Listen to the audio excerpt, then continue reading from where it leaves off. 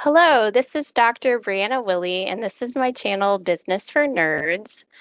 Why did I name the show Business for Nerds? Because I'm a nerd. I enjoy and love sci-fi, video games, reading fantasy. I always also love to talk about all things business as I'm learning and I want to grow and collaborate with other business owners. So, welcome, business nerds. I'm interviewing entrepreneurs so we can mutually support each other in business. Today, I'm talking with Shari Warner, JD LMFT. Hi, Shari. How are things today? Hi, Bree. I'm doing well. Thank you. Thank you for inviting me. Is there anything you feel like you nerd out with?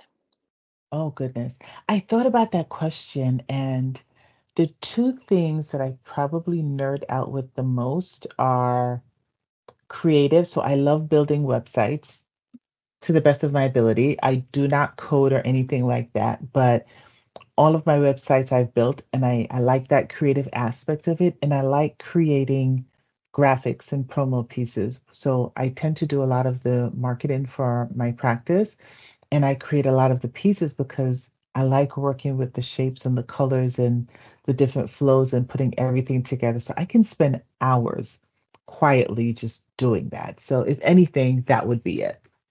Neat. I really like that. That is nerdy. I love that. What program do you like to use for creating? Do you have a particular Canva Oh, or I am all about Canva. Canva, when I first started using Canva years ago, it was a little intimidating. It was a little too much. Mhm. But lately, I have found it to be interesting. I think they've just added so much more and it's so flexible. So I started out using Publisher, and now I'm Mhm. finding that Publisher doesn't give me as much to work with as Canva does.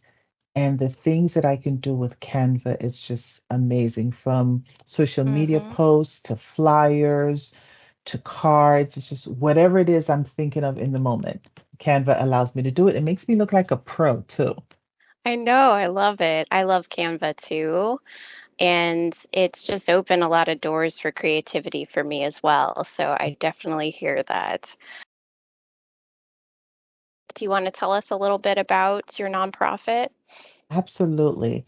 The nonprofit is called Serendipity Women's Mental Wellness Center, and I launched it during COVID, um, when I realized that there were a lot of women and girls here in Florida, and that was during a time where access to mental health services was very, very it was difficult. It was challenging for a lot of women. Whether or not they had Mm. insurance, it was just they just couldn't find quality mental health care. And so I decided to launch this nonprofit that would provide low cost to free mental health services to women and girls. And we Wow. have been building over the past 4 years, and it's slowly doing what it needs to do. But there's so much more that we want to do, so much more that we can do. But we're trying to, just as with any other business, allow it to grow organically and make sure that we have a solid foundation as it grows so that it doesn't become unmanageable. Ah, I hear that. That's so needed. Yes. With providing access for people who have a little difficulty affording mental health services. So that's so neat. So you said 4 years you all have been providing that. We just hit 4 years in May. That just passed. Oh, Yes. congrats. Thank you. That's wonderful. Any tips for people who are interested, so therapists wanting to start a nonprofit? Anything, you'd say to your, just starting out self with the nonprofit to kind of give them some guidance? How do you do it? Maybe a little bit about that.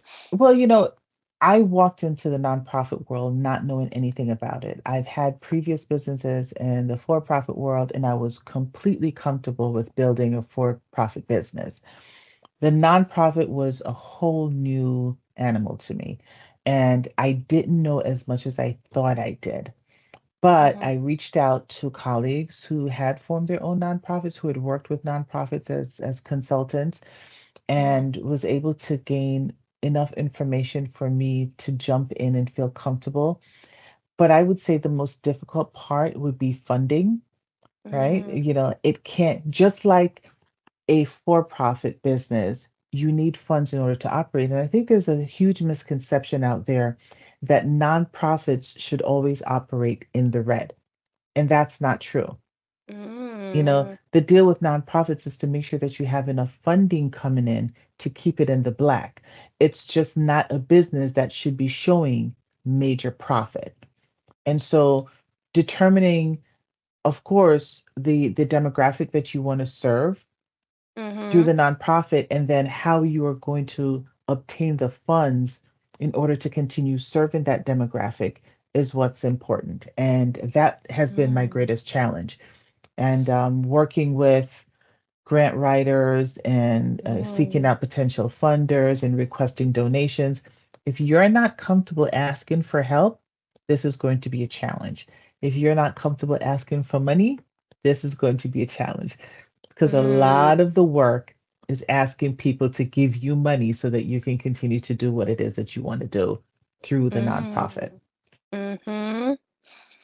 That's interesting. I actually know a person that's trying to do a little research into fundraising. I wonder if if you'd be interested in introducing you two to each other, because she's actually looking into things like this, like some of the limitations with fundraising and that type of thing.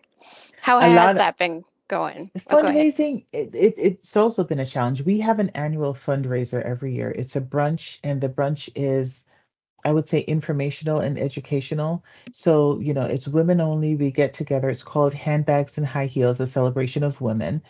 And Love we get that. together for brunch, and we typically have a topic. And so, for example, this past April, our topic was on menopause and um, and Hmm. what is menopause and how does it affect women mentally and emotionally? A lot of Mm, people, when the woman gets to the age where she is postmenopausal and she becomes forgetful, or she's having hot flashes all the time, or she has aches and pains or insomnia and all of that, our family look at us and they're like, "What's going on with you? You're crazy. You're losing it." We're not mm, crazy and losing it. We're exhibiting menopausal symptoms. And so you think that all of a sudden we have developed anxiety or depression or we're bipolar. That's not necessarily it. It may just ooh, be a symptom of menopause. So we wow. have these annual brunches that Hmm. raise the topics and share information with women about any situation that could potentially affect their mental and emotional wellness. And when I say any situation, it literally could be any and everything. Because we Wow. live in a world where we absorb so much energy from our environment that everything affects us in very different ways. And so we Right. share this information and then we share information on, well, how do we address this through holistic means? Or how do we Hmm. address it through therapy? How do we address it through medication management? So Hmm. we teach and we advise and we just share information and we eat and we brunch and we dance and we have a good time and we raise money. Oh, We raise money. That's because that's yeah. the ultimate goal is to Right. raise money for the nonprofit. So it's all about asking for donations and raising money. Wow. And I read your article kind of connects here about vitamin supplements and missing like vitamin D. And I'm not sure when you wrote that, but looking at other aspects that could be affecting mental health.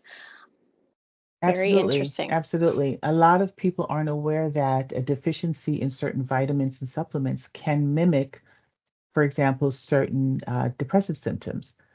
So if you're Hmm. feeling lethargic and you're feeling blue and all of that, sometimes it's situational, sometimes it's a chemical imbalance, sometimes it's a deficiency in vitamins. Go to your doctor, have your levels checked, find out what's going on, and maybe you can Hmm. have that addressed rather than being placed on antidepressants when that may be overkill. Yeah, I might send some people to look at your article about that. That was really good. It really was. Very Thank informative. you. Yeah. So I love that. So you're providing information and you're giving to people who do struggle with accessing mental health services. I really love that. It's so needed. So I wanted to provide some announcements. I wanted to tell you all about Elizabeth Walker. She is a new friend I met through networking. We're growing together in our businesses. She's helped me grow in business and meet new, interesting business owners through her connections. She also had a business coach neighbor she introduced me to, Scott Perry, and he's helped me tremendously in my business. Elizabeth is the host of Walker Consulting Works and is hosting an event called The Power of Laughter in Roanoke, Virginia on Friday, October 18th at 11 a.m. The speaker is Clayton Fletcher, a writer and comedian who co-authored The ROI of LOL. He will be providing a masterclass teaching us how to use laughter in business. Check it out and mark your calendars. Elizabeth was on my show back at the end of February. Check out episode 5, Elizabeth Walker, Dear Business Coach, host and producer. She's all about helping other business owners grow. She has a live series on Facebook and LinkedIn, which is all about podcasting, and it's really good. I've listened to several, and I believe you can catch the replays on Facebook. I also wanted to announce my course. Here it is, Starting a Therapy Private Practice. I built this with Microsoft Teams, which I am presenting in right now. Also editing software, Adobe Acrobat, and Canva. The whole package can be accessed through system.io. And I'm mentoring other helpers in building their own courses too, and other business owners. This course is for therapists who want to start their businesses, build their businesses with good business boundaries. The 16 steps are included in the videos where I go into detail on how I started my therapy private practice and what I learned along the way. It includes 4 modules and workbooks. You can also sell our courses and gain a commission. I'll post the link for this in the comments. And you can also build your own courses in that program. Okay, and then your other business, do you want to tell us a little bit about that too? Yes, that's my first baby. And it's a for-profit business, also called Serendipity. So it's Serendipity Counseling and Consulting. And we are a pro-insurance group practice, and we provide quality and competent mental health care services across the lifespan. So we have clinicians that work with babies and tiny tots, and then we have clinicians that work with children, adolescents, and teens, going all the way to 60 plus. And our Wow. clinicians are diverse, we are multicultural, and we bring a wealth of experience and talent and knowledge to our therapy room to help the clients deal with real life, everyday issues. That's excellent. And so you, like you said, you work with babies too. Well, That's so that one needed. clinician works with babies. He has experience working with the 0 to 5 population. I don't Wow. understand how he does it, but Right? God bless him. Uh-huh. That's his thing, and he is wonderful at it. My Mm-hmm. cutoff is age 25. Anything lower than 25, I can't handle. I refer it over to the two adolescent and child therapists. I think that's great. And that leads into another question about managing and preventing burnout, compassion fatigue. Knowing who we work with best is Mhm. very important. It sounds like put boundaries with that. I love It's that. a work in progress. We're always Mm-hmm. having to shift the boundaries so that they work for us. When I first Mm-hmm. started in this field right out of grad school, I was absolutely certain that I wanted to work with couples. I was going to be a couples therapist because I'm an LMFT. This is what we're going to do, until I started working with couples and I realized this is not for me. I do not have the mental or emotional wherewithal to sit in front of a fighting couple and help them figure it out. Mm-hmm. Not my cup of tea Mm-hmm. at all. And at Mm-hmm. the time, I was also working at a substance abuse facility, and I was charged with developing a curriculum for the women's group. And Mm. as I was developing that curriculum, I realized this is it. These are my people. These are the people that I want to work with. I want Oh. to work with women who struggle with their confidence, who struggle with their self esteem, who struggle with how they're showing up in society, with their families, with their friends, at work. And so I Mm, started to tailor my solo practice to working only with women. And mm, then I had younger colleagues going, you know what? I want to work with you. I said, but I'm a solo practice. Have you considered becoming a group practice? No, I hadn't. This is my retirement career. It's just going to be me. And they mm. kept asking and asking, and it just started to grow and grow and grow. And now we're here, and I have a whole admin team, and I have 6 clinicians, and we're still expanding because we're now looking to start offering psychiatric services. So we have someone Ooh, coming on in a month or so to do that. So nice. it's growing a little bit beyond what I initially wanted, but I'm okay with it. I'm Okay. okay. Yeah. Well, it sounds like you hire people to help. It's not just you running all of it, that some people, are wearing all the hats. You delegate. That That's was a work in important. progress. It was a work in Yeah. progress because initially I'm I'm a bit of a type A, and I like to be in control. I only trust me. And I then I hear ya. realized that I was talking about compassion fatigue and burnout. I was becoming seriously burnt out. But beyond that, I also was diagnosed with breast cancer 2 years ago. Oh, wow. And that really slowed me down. And thankfully, it was very, very, very early. It was stage 0, so they were able to get in and get it. And I went through treatment. But it made me Mm-hmm. realize that I couldn't continue to be all things all the time, everywhere. Right. And so I thought about what I wanted my administrative team to look like. And I realized that I wanted my business to be a family business. My Hmm. sister was already involved handling our billings and claim. I looked at my husband and was like, wait a minute, you're a business consultant. Why aren't you consulting in my business? You know? Oh, And nice. so we got together and decided what we wanted our management team to look like. And so my sister is our COO. She handles internal operations as well as Hmm. the billing and claims.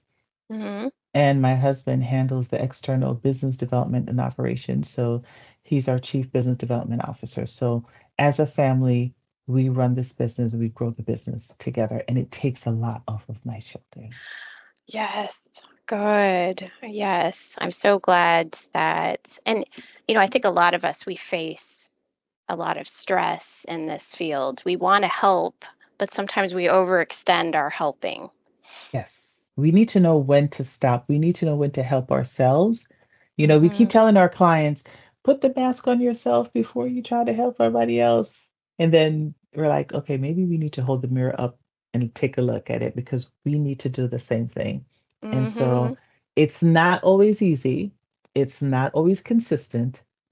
I fail 10 times out of 10 every month. But when you Mm-hmm. have a great support system, they send the reminders. Hey, you need to take time off. Hey, you're doing too much. Hey, you need to pull back. And then I Mm-hmm. do. Good. Good. So you found a way through it. And that's something I've discovered with studying compassion fatigue. A lot of us may face it. Mhm. It's how we work through it, that we don't ignore it. We make changes. And you did that. Yes. And got myself a therapist. Mm, Therapists need therapists. So amen. I don't know who your viewers are. If they're all clinicians like us, they need Hmm. therapists too. We take in so much. You talk about compassion fatigue. We take in so much from our clients.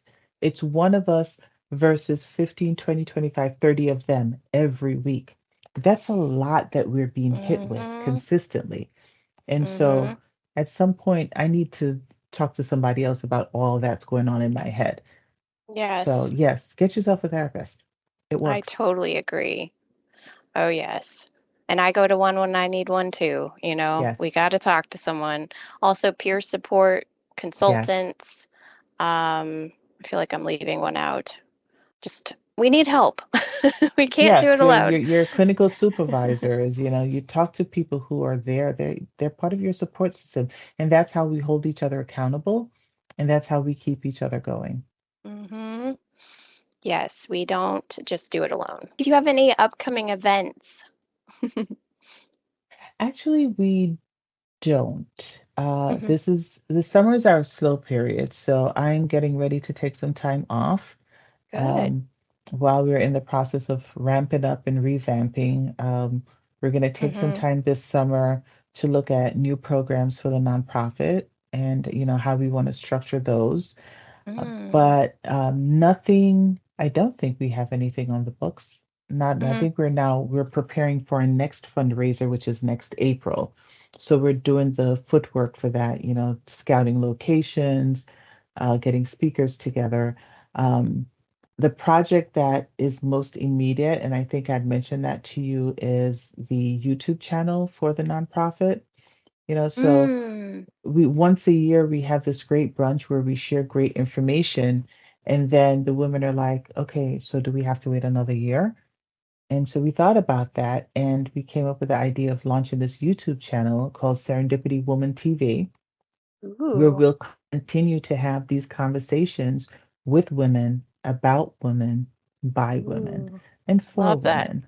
So Mm-hmm. it's taken me a little bit to get off the ground because it's pushing me out of my comfort zone. So I'm reaching out to other women that I know who are in a variety of different industries and fields, and once again, how they are helping to address environmental situations that affect a woman's mental and emotional health. So, Wow. Neat. I'll have to, is it up and running yet? Or, not quite, not quite. okay. Like I said, we're at the very beginning. We've already have, I think we have one interview in the can that we're still trying to edit. And we are scheduling two others, and it's to find the time to get those two done. Uh-huh. Um, I hear right? ya. I We have hear to make ya. time. So it's just Yeah. getting that done, and then Mm-hmm. we'll launch it, and it will be live. And I'm trying not to make it too much, maybe one interview a month, but it will be up there chock full of information. Good. That's kind of what I'm doing, sometimes two a month, but I got my other business. It's like I can only do so much, looking at preventing burnout. I hear you. So when you have that launch, let me know and I'll follow you on there. Absolutely. Thank you. Yeah. Okay. And another question, adding a coaching business. Do you have any insights on that? I get that question all the time. I decided to launch my coaching business, which is this, separately from my private practice. Do you have any insights or thoughts about Yes. that? Okay. Well, so this is a point where I take my therapist hat off and I'll put my attorney hat on. I Okay. think liability wise, it is best to have a separate business for your coaching business. It is way too easy as a mental health clinician to blur that line between coaching and providing counseling service. And in order to manage the liability associated with both, it's probably best that they be two separate companies. So I'm still trying to figure that part out. If you have really good boundaries and you're able to subdivide the two, then work at it, ensuring that the intake documentation and how you keep track of the work that you do with your coaching clients is kept separately from the work that you do with your therapy and counseling clients. So Mm-hmm. what I did was I do have a coaching business that we're also trying to launch. I'm not Oh, in any rush to do it, but what I did was I made it a separate company. good. Yeah. And or right now it's a separate DBA, Mm-hmm. and I'm still thinking at some point I will probably incorporate it as a totally separate company just so I don't, but that may change. I will speak to other legal Mm-hmm. counterparts that I have. I will speak with my accountant. I will see what setup will work best for what I'm trying to achieve with Serendipity as a whole. Mm-hmm. Um, but it's that delineation and the separation between the two business, Yeah. right? And so making Mm-hmm. sure that the agreements and contracts that you have are completely separate. Make sure that Mm-hmm. if you need liability insurance for both, that they're completely separate. Mm-hmm. For those who are not very good with their boundaries, keep it separate. Yes, Keep it separate. that's good. I like Yeah. that. Yeah, I think that's great advice overall. And that's, it took me years to decide this, and I just ultimately decided to separate them. And I'm very happy with that decision. So I think that's really helpful advice. But to each their own. You're figuring out for yourself. Others are going to make their own decisions. I might do a training on this at some point, just looking at other people's guidance, not my own, because I'm not an attorney. But what do others say? What do you say? What does there was a podcast host talked all about this, which I thought was really helpful. It's in our group. I don't know if you saw it. I haven't seen Um, it. I'll take a look at it. yeah, that one's good. I'd never heard some of the stuff she said, a lot of, and everyone seems to say separate it. But the things she was talking about, like PLLC versus LLC, that there are rules within that too, I thought was really interesting. They're at, So, but it's governed by the state. So certain states govern how you can organize your company, right? mhm, For example, if you are a professional in certain states, you're required to form as a PLLC, which is a professional limited liability company. If you live in a state, for example, like Florida, that does not have that requirement, then it's mhm, an LLC. But even within that, having an LLC offers you uh, liability protection, limited liability protection for legal actions. Okay. It's mhm, not the same as offering you protection for taxes or financially. Right. And mhm, this is why, mhm. if you decide, however you decide to form your company, depending on your state and the state requirements, speak with an attorney and speak with an accountant because they're going to offer you advice that will protect you from two different points of view. So Ooh. my private practice is an LLC, and I formed it as an LLC because I wanted that legal liability. When I Mhm. spoke with my accountant, she said, it's okay that you formed it as an LLC, but for tax purposes, let's choose an S Corp designation. So I'm an LLC with an S Corp designation. So that gives me both protections that I need and that I want for my company. Nice. I see on social media a lot where a lot of clinicians are an LLC and they figure that they have to go ahead and form an S Corp, shut down the LLC, form an S Corp in order to have that tax protection. And I'm Mhm. saying to them, talk to your accountant, talk to your attorney, because there's Right. a way to marry the two so that you have both protections without having to go through the process of forming a whole new company, getting a whole new tax ID number just to choose the S Corp designation. Yes. That's really good guidance. Talk to an accountant and an attorney. I like that. Absolutely. It depends.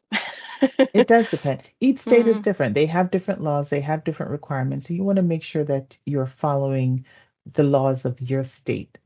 So you speak with an mhm. attorney in your state, speak with an accountant who's familiar with working with small businesses and tell them, this is what I want to do. How do I set myself up best or how do I set my company up best so that I don't get into trouble with the state or with Uncle Sam? Right. Really Mhm. good. I like that. Let's see. Are there any other things you wanted to talk about with your business or ideas or just anything? Any advice you want to give us? I think the most, the one thing that I think probably gets me the most is it's great, I think, that we reach out to our colleagues on social media, but some of the advice that I see given are tend to be based on personal experiences and not necessarily on facts. And I Mm, think that we need to look at speaking with the professionals that can help us build the businesses that we want. If you need to schedule time with a consultant who has time and experience working with small businesses or building practices or expanding practices, then you do that. I totally understand that starting out, money is always a factor, and sometimes you just don't have the fees to pay an expert to help you. But there are a lot of people out there that offer information for free or low cost that are worthwhile. mhm, Explore those. Ask mhm. questions.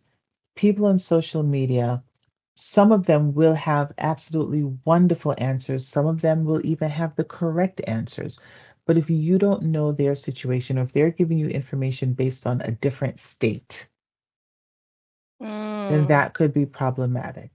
right? So Yes. I will always go back to, find out if there is an attorney that someone is using in your state that has information on working with mental health practices and schedule a consultation. Find an Mm, accountant. I was always terrified to work with an accountant because I'm like, oh my goodness, they're so expensive. I'm not even making any money until I realized that working with an accountant can actually save me money. mm-hmm. Oh yeah, yep. Right?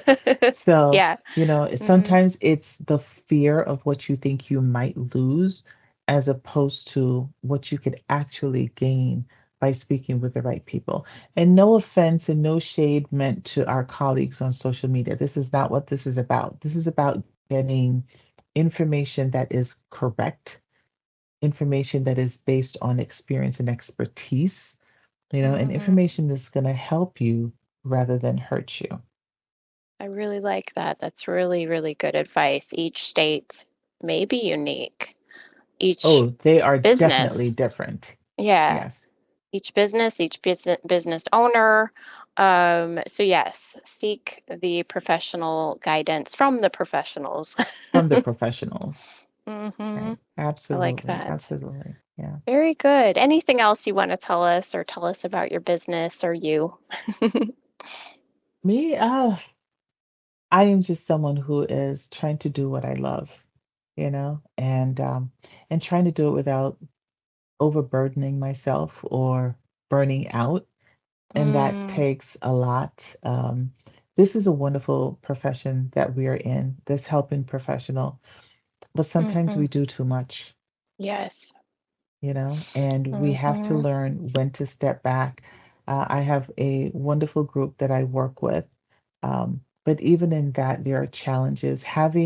If you are the leader um, of a group practice, or you are looking to take a position in leadership and mental health, make sure that you talk to people who are at your level, people who have experience running a mental health practice or leading Mm, clinicians in a mental health practice so that you have someone that you can talk with about what to expect or the challenges that you may have come upon, or just changes that are going on in the industry that you need to be aware of. mm, It's very easy for us to silo ourselves because we're so busy focusing on, just growing the practice and doing this and doing this and doing this, but we're not talking to other leaders and we're not talking to other practice owners and saying, hey, what are the trends that you're seeing? And, what are some of the issues that are coming up for you and how have you been able to address this? And what do you think about this? And yes, mm, everybody wants to be a coach and everybody wants to be a consultant. And there are a lot there who say, well, I won't talk to you unless you pay a fee. But there are so much more that are willing to share information because they understood what it took for them to get to where they are, and they're willing to share that. right. And so, as many people as there are out there who will charge you for 20% of the information, there are twice as many who will give you the 80% for free. Hmm. Yep. I totally, I think that's wonderful. And Yes. there's so many resources like SCORE, like you're saying, other professionals who work in the field and just want to mentor and help us along the way. They exist. So we need to reach out. We do. We do. We offer a lot at Serendipity. We're not just mental health. I'm a clinical Hmm. supervisor for new graduates for mental health and marriage and family. I Mm, take on student interns from local universities. I'm a student preceptor for psychiatric nurse practitioner students. So we do a wow. lot, but this is not just me helping them to develop their clinical skills. I'm also learning from them, and I'm Hmm. learning more about the things that they are learning and how we can incorporate this and how all of it works together to help the demographic or the population that we want to serve. So Hmm. this is not a selfless thing. I am no Mother Teresa. I will tell you that now. I just like to learn and I like to help people, I you like know, that. but We're I just need to always pull learning. back. Always Yeah. learning, always learning. Yes, absolutely. Hmm. Yeah, we need to remain teachable throughout our lives. Yes, we Yes, do. We I do. like that. Very cool. Well, thank you so much for being on my show and providing guidance and help to us. Goodbye, business nerds. Bye, business nerds.